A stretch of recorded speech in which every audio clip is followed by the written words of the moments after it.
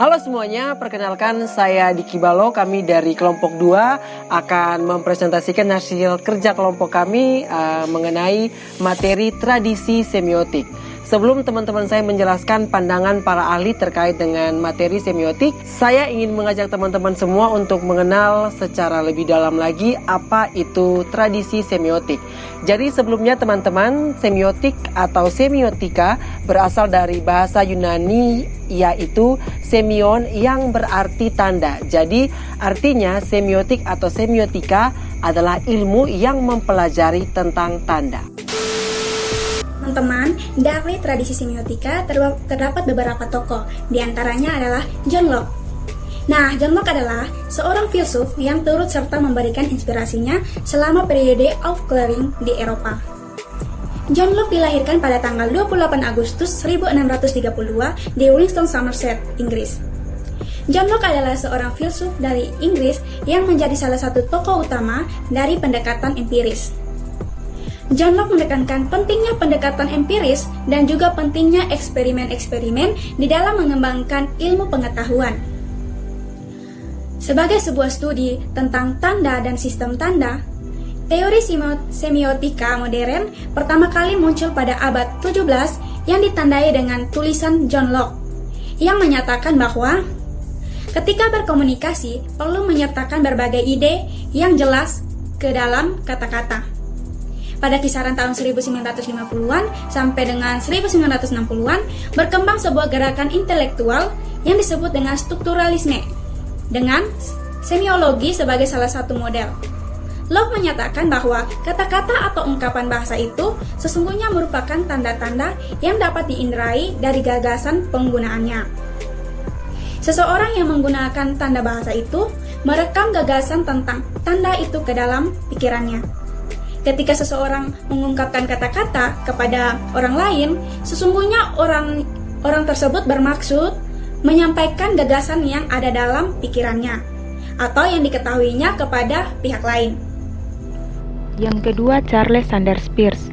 Charles Sanders Peirce lahir di Cambridge, tepatnya pada tanggal 10 September 1839. Ia terlahir dari pasangan Benjamin Peirce dan Sarah Hunt Mills. Ayahnya, Benjamin Peirce, merupakan seorang ahli matematika dan astronomi dari Universitas Harvard. Ketika usianya menginjak 12 tahun, ia mulai tertarik pada ilmu-ilmu yang berkaitan dengan logika dan penalaran. Menurut Peirce, kata semiotika, kata yang sudah digunakan sejak abad ke-18 oleh ahli filsafat Jerman Lambert, merupakan sinonim kata logika. Logika harus mempelajari bagaimana orang bernalar. Tanda-tanda memungkinkan manusia berpikir, berhubungan dengan orang lain, dan memberi makna pada apa yang ditampilkan oleh alam semesta. Semiotika bagi Peirce adalah suatu tindakan, pengaruh, atau kerjasama tiga subjek yaitu tanda, objek, dan interpretasi. Dalam semiotika modern, Amerika menegaskan bahwa manusia hanya dapat berpikir dengan sarana tanda, manusia hanya dapat berkomunikasi dengan sarana tanda. Menurut Peirce, tanda adalah sesuatu yang mewakili sesuatu. Sesuatu itu dapat berupa pengalaman, pikiran, gagasan, atau perasaan. Jika sesuatu kita misalkan asap hitam yang diwakilkan dengan A, maka kita dapat mewakilkan B dengan misalnya sebuah kebakaran. Tanda semacam ini disebut sebagai indeks, yakni antara A dan B memiliki keterkaitan. Sebuah foto atau gambar termasuk juga ke dalam tanda yang disebut dengan ikon. Tanda juga dapat berupa lambang jika hubungan antara tanda dengan yang diwakilinya didasarkan pada perjanjian. Misalnya, berdasarkan perjanjian yang ada dalam masyarakat, lampu merah mewakili sebuah larangan. Contoh lainnya, burung dara yang diyakini sebagai sebuah tanda atau lambang dari perdamaian. Sehingga burung dara tidak begitu saja dapat digantikan oleh burung atau hewan lainnya sebagai sebuah lambang dari perdamaian. Yang ketiga adalah Ferdinand de Saussure. Ferdinand de Saussure lahir di Jenewa 26 November 1857 dan meninggal di Vaucluse de Cauteau 22 Februari 1913 pada umur yang ke-55 tahun. Ia dikenal sebagai linguis Swiss yang dipandang sebagai salah satu bapak linguistik modern dan semiotika. Teori semiotika yang dikemukakan oleh Ferdinand dibagi menjadi dua bagian, yaitu penanda dan pertanda, sebagai makna yang terungkap melalui konsep, fungsi, dan nilai-nilai yang terkandung di dalam karya arsitektur tersebut. Baik, saya akan melanjutkan tentang penemuan dari ahli Ferdinand de Saussure. Eksistensi semiotika Saussure adalah relasi antara penanda dan pertanda berdasarkan konvensi, biasa disebut dengan signifikasi. Eksistensi semiotik Saussure adalah relasi antara penanda dan petanda berdasarkan konvensi yang biasa disebut dengan signifikasi semiotika.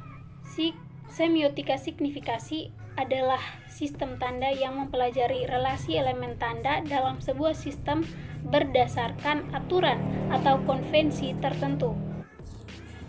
Baik, yang selanjutnya adalah Roland Barthes.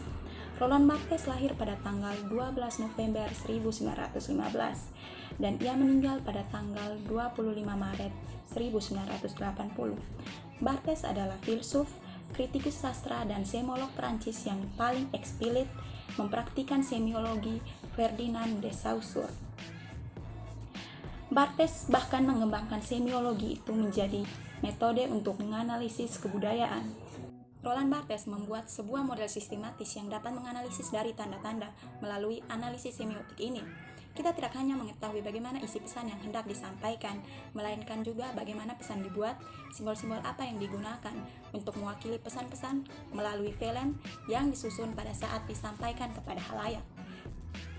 Dari peta Barthes tersebut terlihat bahwa tanda denotatif terdiri dari penanda dan petanda.